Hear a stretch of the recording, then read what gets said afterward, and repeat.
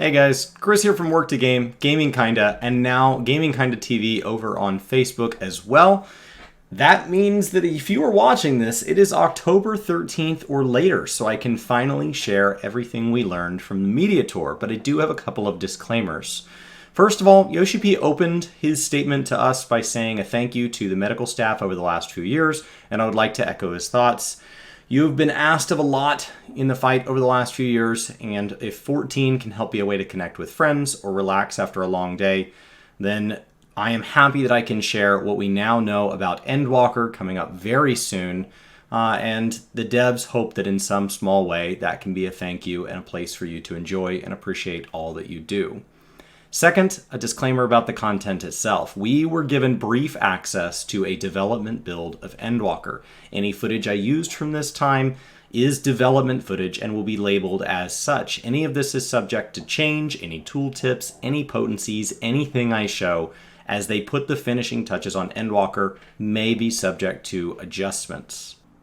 Welcome to Reaper. Unlike my other videos, this is all new. So I'm going to be talking through this the way that my brain approaches a new job. Remember that your existing job potencies will likely have changed a little or possibly a lot, so these numbers will be hard to compare directly, and that's assuming that they stay the same as we go into Endwalker.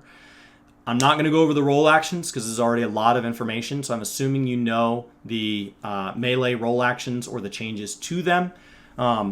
This is the way I recommend kind of thinking about a new job, and what I would do to actually play this in content is I would take it into synced content and work your way up so that you trickle yourself the abilities as they go. So start with a lower level dungeon. Once you're comfortable with that, do a little higher, do a little higher, do a little higher, and work your way up through the expansions. Keep in mind it will start at level 70. It will have a base set of gear, but the level 70 Poetics gear will be theoretically better. So if you want to stack up a Dragoon level 70 and 80 set, you could go ahead and do the 70s Poetic set and then have gear ready for your Dragoon if you want. At 80 if you haven't already leveled your Dragoon. And then have some extra Poetics around to kind of be able to buy a weapon or something if you really want to. So with that, let's dive in. The base combo. This will begin with a slice, which is going to go into a waxing slice and end with an infernal slice. This will have generated 30 soul gauge. Soul gauge is your red gauge. It's the top gauge. It is unlocked at level 50, and it will slowly fill when you use certain actions. We also get soul gauge by marking a target with Shadow of Death. This is a buff. We can add 30 seconds onto it when we want to, and what's important is that when it dies, we get 10 more gauge. Now, with movement being one of the bigger takeaways from this expansion, we may also want to duck in or out of melee range. This is done with a leap back, called Hell's Egress, and a leap in, called Hell's Ingress, to jump forward. Hell's Gate will be left behind. You can jump to your Hell's Gate with Regress. Lots of movement. While at max ranged, your ranged ability, the reminder, ranged abilities will not break melee combos, is called Harp.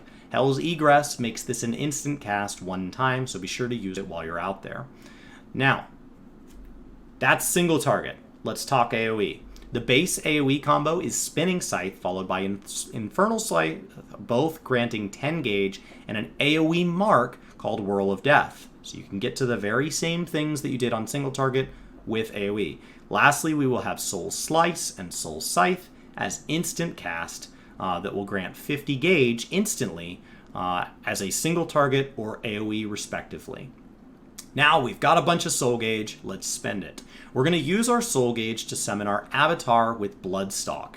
It will last 30 seconds and will hit when you summon it. If you want an AoE version, it has a cone called Grim Swath.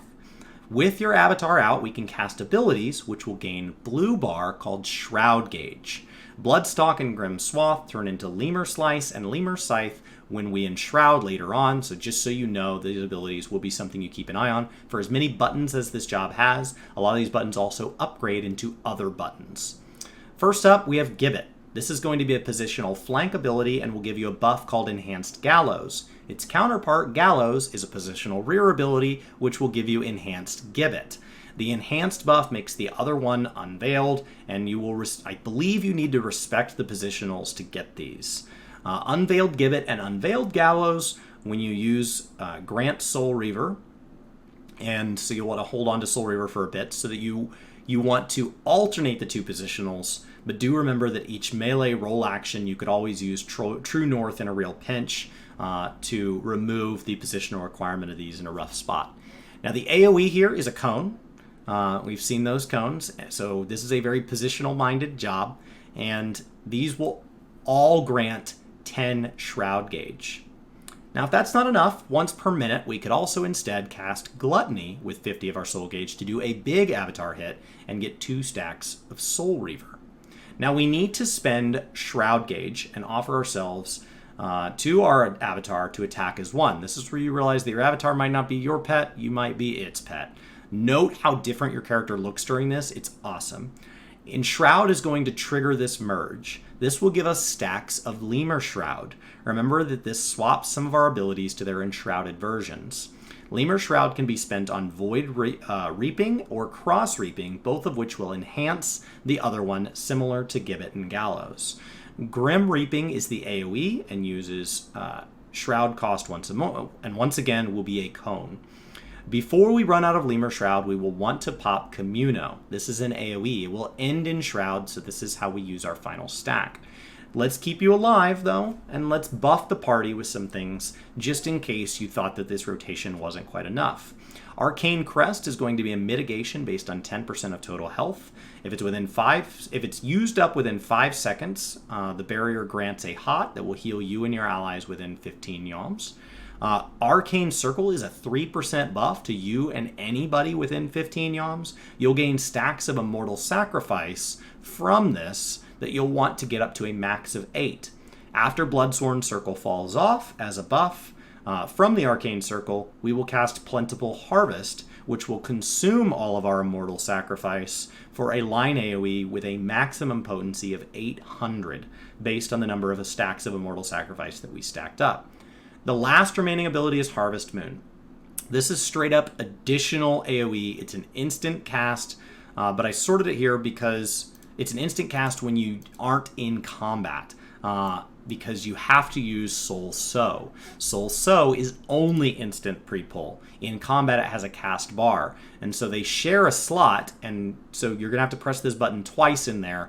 But it ends up being a pretty self-contained, just additional thing layered on top. So to recap, what you're going to have is a melee or an AoE combo that does have some positional awareness that's going to fill our red gauge. We'll burn our red gauge with our pet coming out to generate blue gauge.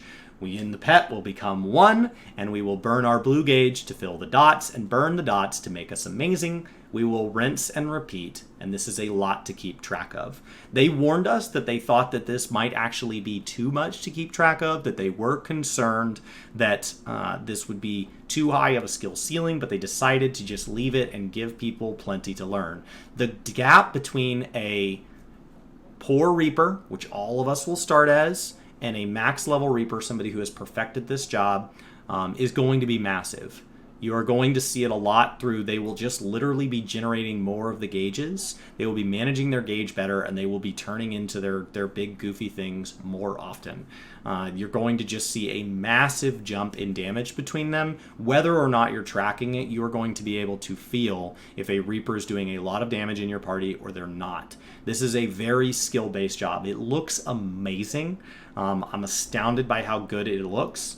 It just was a lot to track, and this is all me just going tooltip by tooltip by tooltip. When you start to break this down into an opener, and then what your general rotation looks like and all of that, and then we start to look at what happens when you start to mess with skill speed and all of this, there is a lot to optimize here, and so this is going to be a very high skill ceiling job, and unlike some of the other job changes, this does not seem like that's going to be a very low skill floor. So to get into the job, to get to that base level of Reaper is going to be a lot to learn very, very rapidly, especially if you immediately try to jump into level 70 content and rapidly level towards level 80. Maybe you have Wondrous Tales ready and you're instantly 71.